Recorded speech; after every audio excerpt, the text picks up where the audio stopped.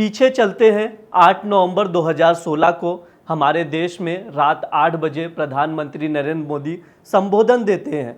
संबोधन में कहते हैं कि देश में नोटबंदी की जाएगी। 500 और 1000 रुपये की नोट पर अंकुश लगाने के लिए उसे नोटबंदी की गई, उस पर रोक लगा दी गई। और इसका जो वजह बताई गई, इसकी वजह थी कि काला धन और टेरर फंडिंग पर रोक लगेगी। ये सरकार ने दावा किया था, नोटबंदी हुई, उसके बाद 2000 के रुपए के नोट रिलीज किए गए सरकार की ओर से। अब इसमें मामला सुप्रीम कोर्ट भी पहुंचा, कॉन्स्टिट्यूशनल बेंच ने सुनवाई की, 4-1 से फैसला आया था। 4 जजों ने नोटबंदी को सही ठहराया था। एकमात्र जज जस्टिस बीवी नागरत्ना ने इसको गैर कानूनी बताया था।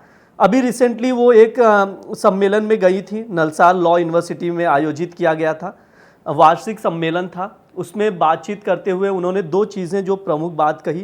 पहली चीज़, नोटबंदी पर सवाल उठाए, कई सवाल। कहा कि नोटबंदी तो सरकार ने कर दी 500 और 1000 रुपये की, कि काले धन पर रोक लगेगा, लेकिन 98% जो ये नोट थे वापस ये रिजर्व बैंक के पास आ गए, तो काला धन खत्म कहाँ हुआ? ये सवाल रेज किया है काले धन के ऊपर।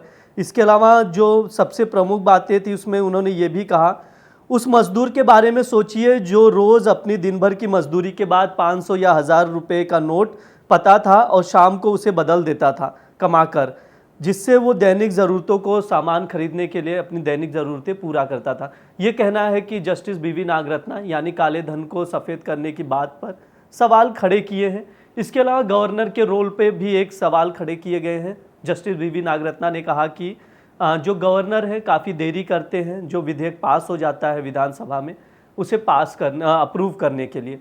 तो इस चीज़ पर भी, गवर्नर पर भी अपने कर्तव्य को निभाने की बात कही है जस्टिस बीवी नागरत्ना ने, और काले धन पर भी सवाल खड़े किए हैं। आगे हम इसी तरह के कोर्ट के अपडेट्स आप तक लेकर आते रहेंगे। देखते रहिए India.com। शुक्रिया।